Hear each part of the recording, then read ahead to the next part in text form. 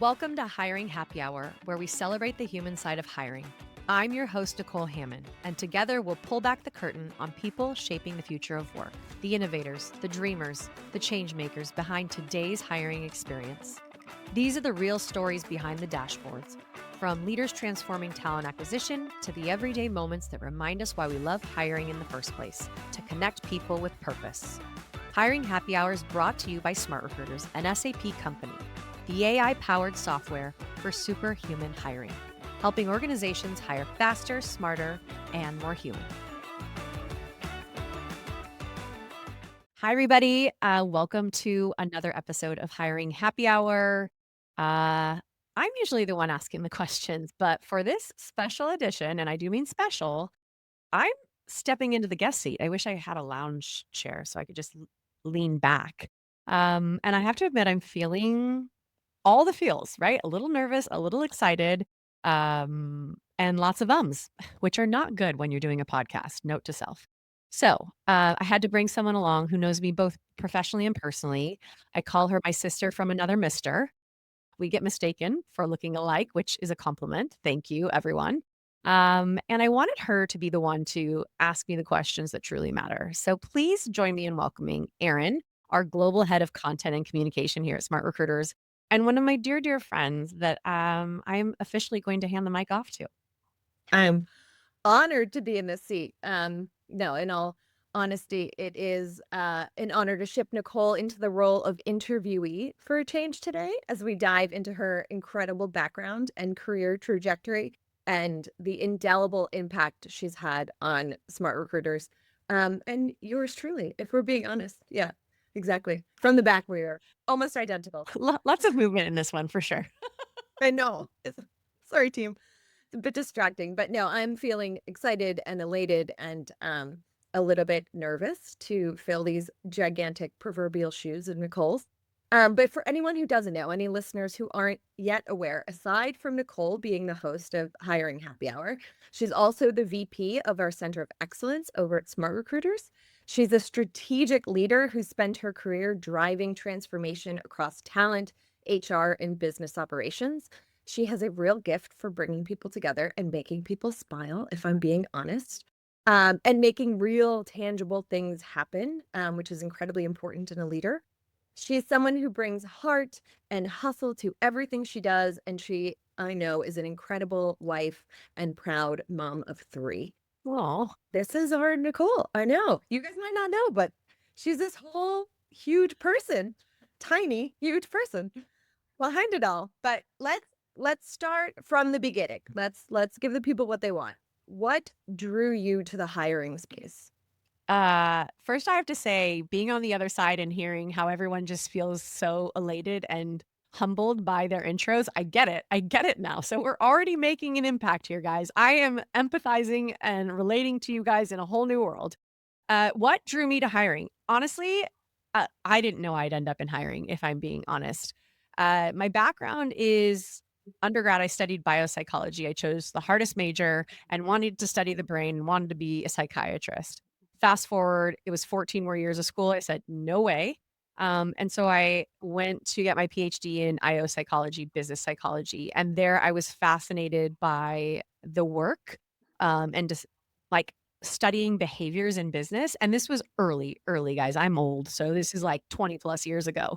But that led me to a career in consulting at Deloitte and doing change management, and that's where I got to do a number of implementations, and they just happened to be ERP, HR transformations. And so that is kind of where I got the start with HR. I loved it. I loved tech. I loved helping people through change. And the reason that I moved into tech specifically is at the time when I was consulting, I was in a hotel Monday through Thursday and I met my now husband and he's like, "Hey, you need a career change if we're going to start a family." And I looked at all kinds of things like med device, et cetera. And then I met my friend Mike Johnson. Hi, buddy, if you're out there listening ever. And he brought me to a competitor, Avature, and then brought me along on his journey to Smart Recruiters. So here I am. That's amazing. And I don't know if you know, but that was my major in college as well.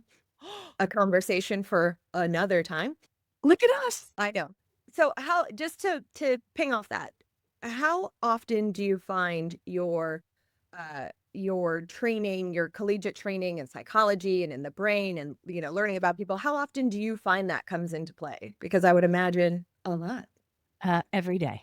Every day. It's so interesting, and I'm sure we'll talk about children more later, but we are in the phase of competitive sports, and the world today is not what it was when I was a kid, right? Like, I was in everything. I played soccer, volleyball, and track in high school. In college, I played soccer, and I think all that I want for my children is for them to have that grit and, like, perseverance to push through being disappointed, right? Not starting a game, getting an injury. All those things set you up for life skills, work skills of I don't wanna say continuous disappointment because that's not accurate. I would say for continuous hurdles, right? The reality of work, in today's world is not easy, and there's continuous change, and there's continuous things that you have to overcome, but there's also many, many things that you should be proud of, whether you practice and uplevel your skills or you execute accordingly. These are all life skills that I think come from that rigor and that background, and I say that I use that daily, and then you throw the psychology piece in, and I mean, it's like a ongoing, psychology experiment daily with the types of people that you're working with, how to analyze them, but also step out of your own shoes and take things from their perspective. Yeah. I mean, that makes total sense, and I love the alignment between parenting and, working in industry. I think you're right. It's you're always gonna deal with for me, like, a lot of it is about control. You're always gonna deal with a slew of things that are both in and out of your control, and it's how you are able to navigate that, like, dictates success, in my humble opinion. Yes, and I think it's a lot self-awareness, right? I'm seeing generations where they really don't take the time to be in other people's footsteps or shoes, and it's one thing every day with my kids. I'm like, "How do you think that made X feel?" And it's so elementary, and I hear my mother in my head, right, with all these, like, sayings that we heard back in the day now coming into our mom guide, but it hasn't changed. It hasn't changed. Yeah, yeah, yeah. I mean, empathy is such a huge conversation these days. It makes sense, at every age, but especially with children. Moving along, if you and I were together, I wish, and not on opposite coasts, clinking glasses, what moment in your career would you toast to? Clinking my hiring happy hour glass. Oh, man. Long sit for that one. I am going to be like the people on the show, and I am going to answer this in 2 parts. One, like a theme, and then another moment, because I think at the end of the day, and we talk about this with every episode, I want to ensure that people listening get something from this, aside that I am cuckoo. Uh, but more so, I think a theme for me that I've seen in my career is I'm a builder, right? Like if I had a theme, it would be Nike, just do it, right? Like just get it done. But I am a strategist, I am a builder. I like to think about end term goals and like the baby steps to get there. And I'm very proud of a lot of things that I've done here at Smart Recruiters in that realm, right? I've started a lot of departments, I've led a lot of departments, I've contributed to a lot of our large customers, that are still with us, like, that is a kudos in itself.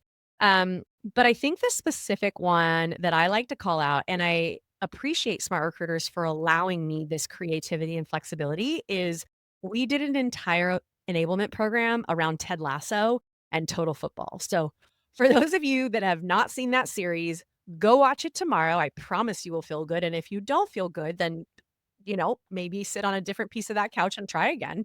But, this was total football. So it's the theme of being uncomfortable in other roles to appreciate them. So back to our thing about self-awareness, this is where we kind of empower, I don't wanna say force, go to market. So you have your AE, your sales, you have your SE, your demo pre-sales individual, you have your SA, which is your technical architect, and you have your SDR, which is your intro jockey that just gets you all those leads. And we had teams and we had captains, which were our, regional sales leaders. And we had 4 teams and they competed. And we had a 6-week program where every week we had a theme, we had a topic that they learned, and some of that was around being comfortable with the uncomfortable, where they traded places. So an SDR would go do an SC job and demo, and an SC would go be an AE for a day. Small snippets and safe snippets, but at the end of the day, first and all, we got to all meet up in Denver, play a game of kickball, get awards, get accolades, like truly celebrate this. And we improved our close rate, we hit our numbers, like, it was just so much fun. I can't find my Believe hat, but from that, I got a Believe hat for Ted Lasso, and I just appreciate those type of change management initiatives that SmartRecruiters has allowed me to do, not only with our teams, but also for our customers. So, that's a proud one for me. Yeah, you've told me about that before, and it is absolutely incredible. I think it's unique to have the opportunity to incorporate something cool and current and fun and, enjoyable into what is like a serious process and an important part. And I think that the what you spoke to before with regards to playing different roles, I think that builds resilience and understanding that you really can't, make up. You can't duplicate that experience. So cheers to you, man. Cheers. Thanks. I love it. So, okay, going back to change management, let's step in there a bit because I know that you're deep in it and you live and breathe it at times. What is your philosophy on change management? For anyone that works at SmartRecruiters, they know that I am the change management guru. I love this, and I love it for a number of reasons. I think, 1, no matter what's going on in the industry, best practices, whatever, your personal, professional, there is always change, like, whether you like it or not, and I will admit, like, I am not always good at, you know, vibing with the change. I try, but some days I'm like, "Gosh, why did I have to do that?" You know? And so I try to remind myself to practice what I preach, but there are always levels of change. There can be a lot going on. Our world right now, immersing into SAP, there can be some going on. But I think at the end of the day, it is one, to have a glass half full approach, but two, to also level set expectations of where people need to be when they're going through that change and on the other side of that change. So, baseline fundamentals. I'm not gonna change, like, the framework of change management, people, process, technology, that never changes. I don't care how many people try to make things super cool and innovative, like, that never changes, okay? Those 3 things are always staples of it. But I think for me, what I like to do is get the wow factor from our customers and provide them the proof points to really make them think about change.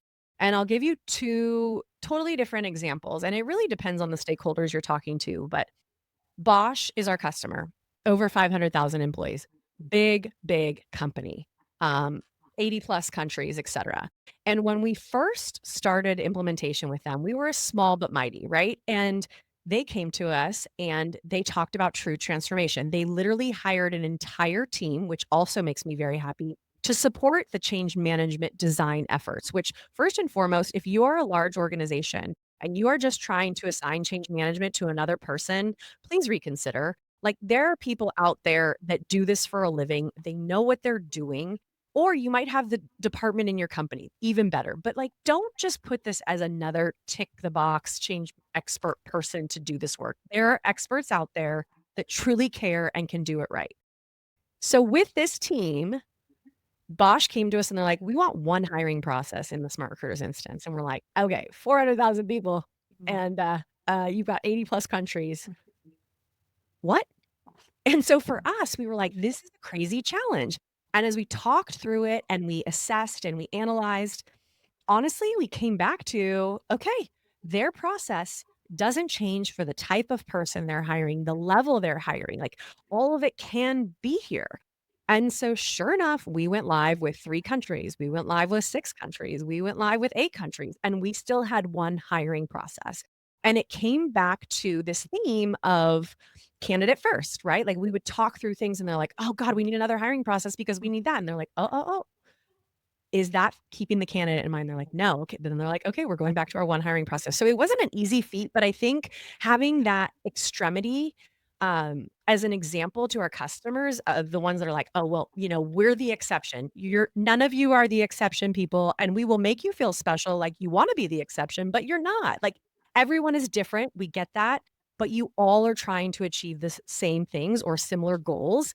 And I think that is the exciting part of using that extreme case and truly going out there and saying, I'm challenging you with this transformation. Like lift and shift, we know, no, no. But like lessening is great, but like big impact is more, right? So I think that's one example where I just use that to really get people thinking about change and let them know anything is possible.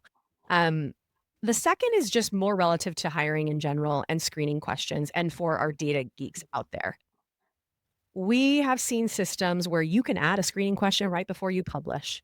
People, what are you doing? Like that is not okay. And that is just you're adding chaos. So as you think about screening questions, doing your due diligence in, again, process of bringing those together and really looking at, do we need to ask, are you of the right age to do this job 20 different ways? Is that going to help you in your data on the other side? So bringing it back to truly looking at what matters and again, challenging people to change things to scale them down, I think is, truly something where you have to give proof points or end results of, like, what happens if you don't do this to see the value and impact you can create. Last thing I'll say, because I want everyone to know, Bosch did end up doing more hiring processes later, so I am also a realist, but majority still fall into one hiring process. I was like, "You didn't have to reveal that. We would have been happy to think that that was, the reality. You honest doll." But that's incredible, and that had to be exciting that a company of that magnitude was so invested in change management. I think, just as you said, often it can feel like a byproduct or like a necessary evil or, so very, very cool. Also, people, process, and technology is like, when I see you, I think that. I'm sure there's other people in this world that think very differently when they see me, so that's I'll take it. Well, I think, is that my reflection? No.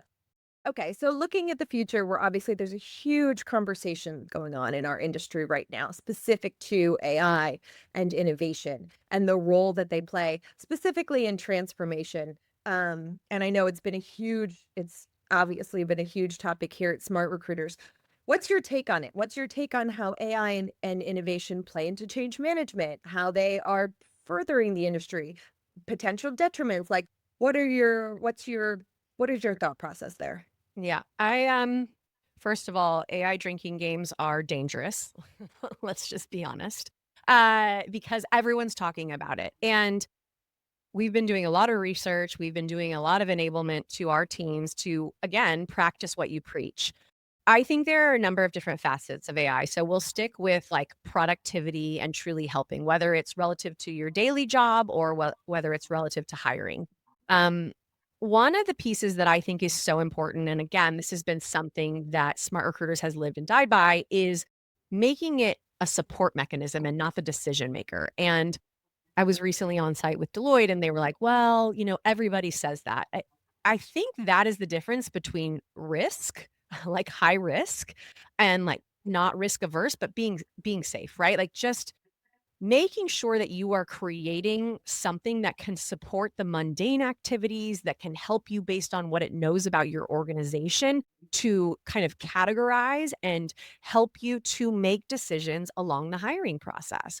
In addition, I think, especially at a testament at Smart Recruiters, we are not only continuing to innovate, we've heard in the market like, oh, you got acquired by the big fish, you're going to slow down. Again, I've said this so many times. Our CEO is an ex-product leader, now CEO. Our product leader is an ex-CEO, product leader, and the 2 of these women are, I mean, superheroes beyond. Like, they are not slowing down. They are not sacrificing. If anything, I appreciate SAP investing in more R&D and bringing over individuals that are part of this seamless experience under them to truly invest in them being the leaders within success factors to help the rest of SAP to elevate like this. So, I am very excited about where we are going, and I am very proud, and I know that I say this a lot, but I am still very proud to be here 11 years later and to see the impact we are making. I have friends at other tech companies, and they're like, "Our product leader is slowing us down." And if you think about in simplest form, product and sales, sales can't do an effective job if the product roadmap isn't going to continue to elevate, and accelerate. And in today's world with agents and AI, you have to have foundation that's set up for you to flex and be fast and be effective. And we've done that, right? It's not an easy change. Let's talk about it, but we've done it and we're continuing to do it. And I am very, very proud of what we've done there. Last thing I'll say before I take a breath is AI in our day to day. It is something that our CEO has put in front of us to say, "Hey, find ways to be efficient." And I'm very proud of the Center of Excellence. We are leading with this, right?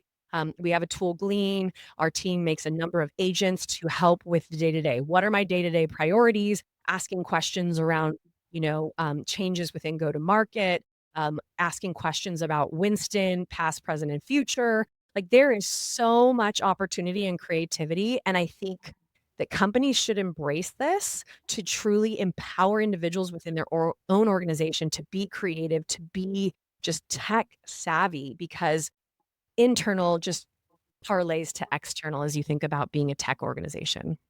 Certainly. Certainly, I think that makes total sense. And then I guess piggybacking on that, like, what are other ways you feel specifically that smart careers helps to drive innovation? Pre-acquisition, post-acquisition, like kind of across the board. How does innovation come across to you inside our organization? I think there's a few pieces that really drive the innovation. One is we're not under a rock, right? We are out there doing our due diligence, validating feedback, listening to customers, analysts, just getting insight from all mechanisms that we can.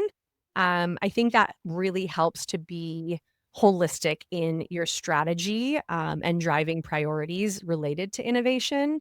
I think we are also a bit of a risk taker, right?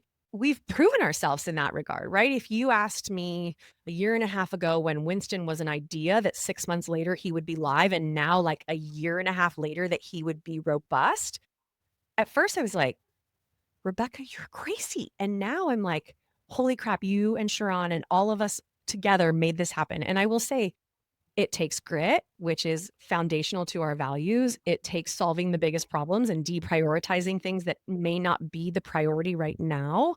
And it takes this like collaborative culture. And again, you guys, I swear I am not drinking anything but water, but it's true. Like we have done a great job. Yes, there's been hiccups and trials and tribulations along the way. Always, always. But I am very proud of the innovation. I will say the last piece around this is and this is a personal thing, but this is also, I think, our company, like, nothing's ever good enough, right? Like, we're always thriving and striving to do more, and what I appreciate Sharon is she's not looking at where we are today and looking at the next step, she's looking at 5 steps ahead and then working backwards on how we get there, and I mean, shoot, if you could run a marathon like that, you would be successful every day. Like, it's just so smart.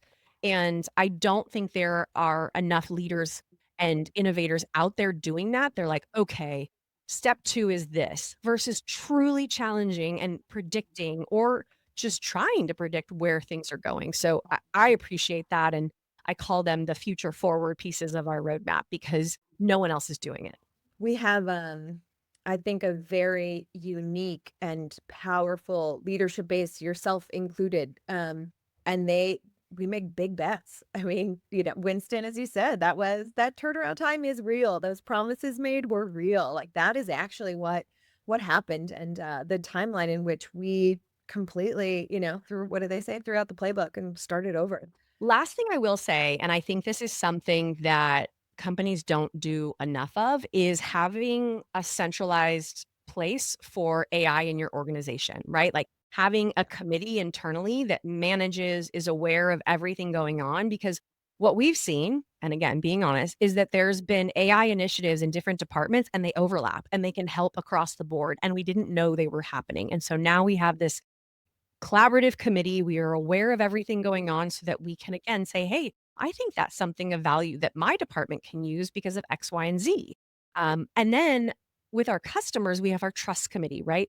We have an entire R&D department dedicated to governance around all of these things. And if you're looking at any AI, you should ask if they have that because I don't think enough people are trying to not only stay up in innovation, but legislation, right? It is a huge piece. There's new legislation globally always being launched. And I appreciate because I can't even keep up that we have a whole team dedicated to that. So that's pretty freaking cool. Yeah, I mean, at these formative stages, like there has to be some kind of checks and balances. We have to ensure that the progress that we're making is, up to code, Yeah. is appropriate, and we're, doing our best to represent our customers and our, the hard work. Amazing. Amazing, amazing. All sounds great. I would love your take on hiring happy hour as a host. We have a decent number of the queen of hats, my friends. Yes. Listen, we've had a decent number of interviews under your belt. You've interviewed so many incredible guests. What moment within hiring happy hour are you most proud of? And then what came as a surprise? What did you not see coming? And it can be with regards to the experience in total, or maybe something someone said to you, revealed in an episode. Um, so I will take the surprise first because it still surprises me today. Someone asked me to do this. Steve asked me, he's like, "Hey, would you be interested in doing a podcast or hosting a podcast?" And I said, "Sure, why not?" Because that's what I say to everything. So yes, if you need something from me, just ask. And as we were setting this up and as we were starting to meet with the crew that helps us with this, I had no flipping clue how much goes into this. And I'm telling everyone from the outside looking in, there is a team behind this with blood, sweat, and tears, including Erin, that do so much every week to make this happen. And so kudos to you guys right now because you guys have been amazing. I've been coached. I've had, like, scripts and outlines. I have to meet, these guests and talk to them prior, like, this is a lot of prep, this is a lot of post involvement, um, and I was surprised. I was surprised at how much it takes to do this, so, that is my surprise. I will tell you, my daughter is in a broadcasting program, and, this truly helps me because she's like, "Mom, what do I do?" And I'm like, "Well, here, Finley, like, come sit down. Let's talk about this." And it's so cool because she's on every side of it. She's filming, she's directing, she's producing, she's, doing all of it. Anywho, and then the other part to hiring happy hour that I think I'm very proud of and very happy about, for lack of a better word, it just getting to meet all these people. In my current role, I don't get to interact with customers as much as I used to, and I miss it. I miss it, and I miss having those friends that are on text, that I can talk to that are customers. Yes, I do.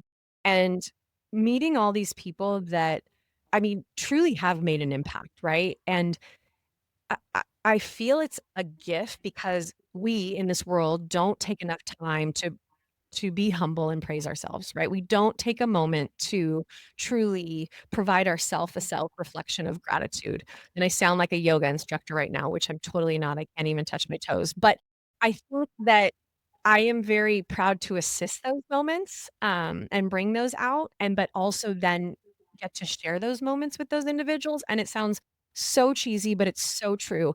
I have made some fast friends from this and they've made an impact on me, I've made an impact on them, and hopefully our listeners, our watchers, and the people out there that someday just happen to listen to this because they like my hat, feel that, I think that's our goal. Yeah, I love that. Well, you're an incredible host, and we were lucky that someone had the brilliant idea to put you at the forefront of this Thank you. endeavor. Indirectly, thank you. Actually, perfect, segue. If our listeners were to take away one thing from this episode, aside from your incredible hat collection and amazing kids, what would that be? What do you want them to what do you want them to take away from this? Take a moment, just take a moment to make someone else feel good.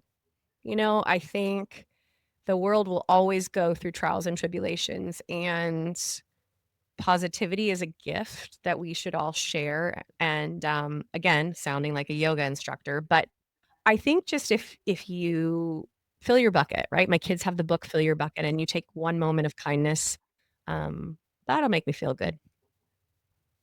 Okay, you heard it here first. Take a beat, be kind, think of Nicole, Keep it moving. What did I say? Pay it forward. Do the right thing. Buy a heart hat. You see that cool hat? You buy that cool hat. Okay. So we know you as the host. We also know all of these incredible I can't believe I'm saying this. Hats that you wear. What's something they don't see behind the scenes? Oh, man. Um, I am a Sherpa. Like, if you catch me after 3 PM during the week, I am either in my car, not a minivan, um, in my car or walking to or from a sports field with 5 bags and water bottles and yelling at some child, yes, I yell, to get out of the street so they don't get run over. Like, that is kind of where I'm at and something people don't know about me. I also have, my 104-year-old grandma that's lived with us for the past 8 years, speaks German, so if anyone ever wants to stop by and have a conversation with her, come on in. Sprechen Sie Deutsch? Ja, natürlich. Um, but I will tell you, caretaking is not easy, but I think it sets a good example for my children to have those generations and for my grandmother as well. But yeah, people don't know that both me and my husband do a lot for that woman, and she does a lot, had done a lot for me as she helped raise me. So yeah, Incredible. Family is so important. And you said it. You said it. is that Lilo and Stitch? Yeah. Yeah. Okay, amazing. So outside of work, what is your happiest hour?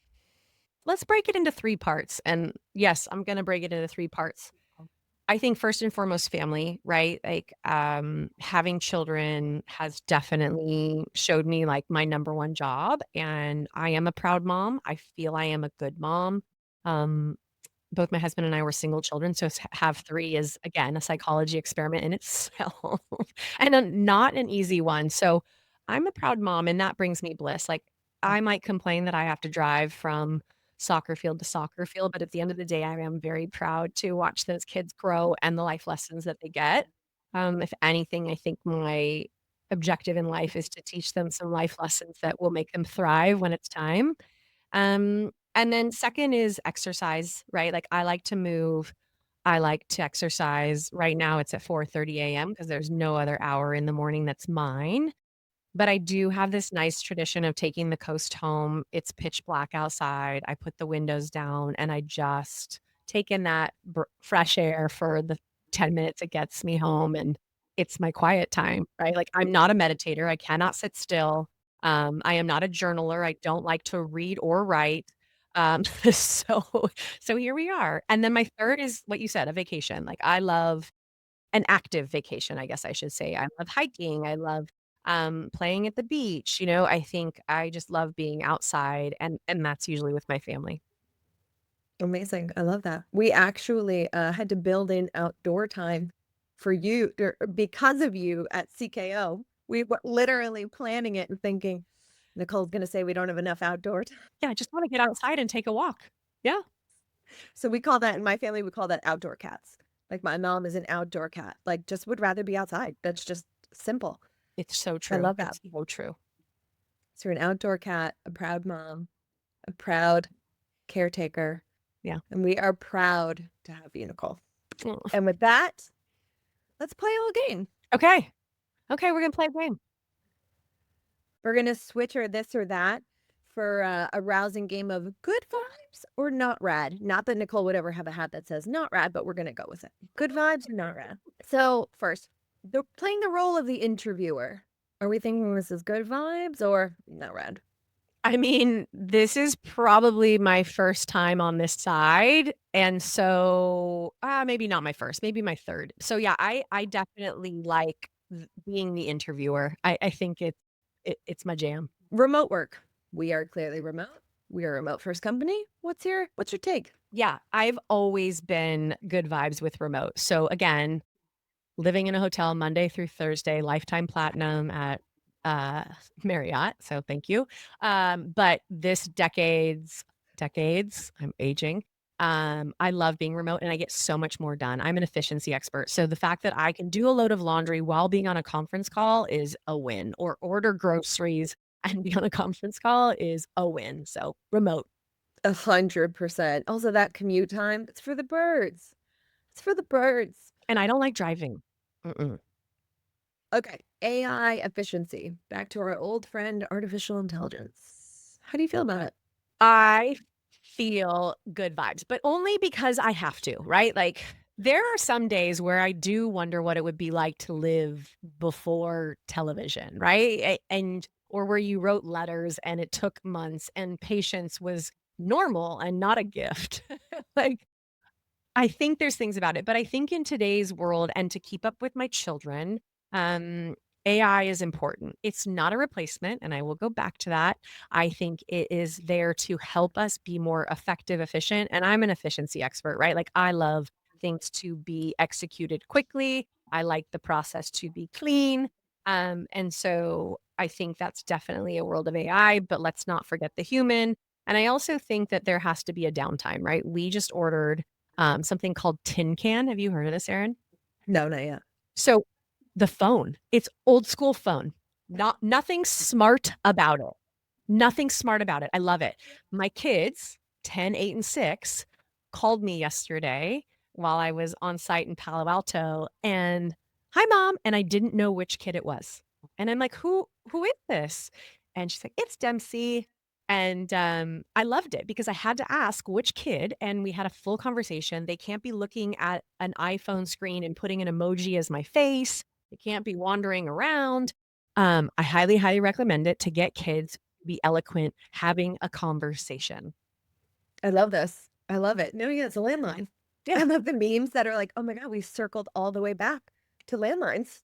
It's like someone's like, "Can't we have a phone that just lives in the house, but it stays there and it's not digital?" I was like, "Oh, okay." Audiobooks versus like, tangible, like books. Not rad, not rad. I truth be told, I have not listened to many podcasts. Haven't, haven't. Truth be told, our CEO has us reading books. I love using AI for those books. Truth be told, I'm part of a book club and I go for the cocktails and the pickleball. Like, sorry, but I barely watch television. I barely read. Audiobooks, I don't know if I'll remember. So, yeah, not rad. Answering phone calls. I feel like we know the answer to this one. I am a voice note girl. Oh, I love a voice note. Yes. So, working with all parts of the world and all types of personalities, I think I've run into too many, um, interpretations of my messages via text, via Slack that are very wrong. And, voice notes get across, and also I can do them while doing something else. Imagine a world where I'm making my grandmother a sandwich and I'm leaving a voice note for someone. Um, Fun fact, in our world of SAP and SR, ironically, technologies are not always talking. So, they use SharePoint, we use Google, they use Microsoft Teams, we use Slack. And so I have, with some people that I have to talk to very often, gotten their phone numbers and used voice notes. And some of them, here's the change management, Erin, have never done it ever. And they're like, I feel like I'm dictating to you. But I love that they're embracing it, right? Like they are embracing it and fast friends. I love this. I love no, I do love I see a good voice note come through and I like brace myself. I'm like, I'm gonna enjoy this. If you leave me a voicemail, I probably won't listen to it till the weekend. My voicemail box has been full for like years. Smart. My dad tells me every time he calls. Sorry, dad. Okay, vacations. Think we're in vacation mode. Are you in the mountains? Are you at the beach? My good vibes are at the beach. So my husband is mountains, I'm ocean. So, yeah, I love hot. I love the water. Um, I yeah, beach, cocktail for sure. Chef's kiss. For the record, we both live at the beach, but different beaches. Different beaches. How do you feel about arriving early, getting to places on the earlier side? I'm a mix. How do we do this? I'm a mix. I do like to be on time for work, like professionally. My team probably right now is like, Nicole, you're always 2 minutes late. So that's very true. And I apologize. But I do like to be on time. For personal things, I'm always fashionably late. I don't want to be the first one there. I don't want to be the first one to leave. So it's like that happy medium. Yeah.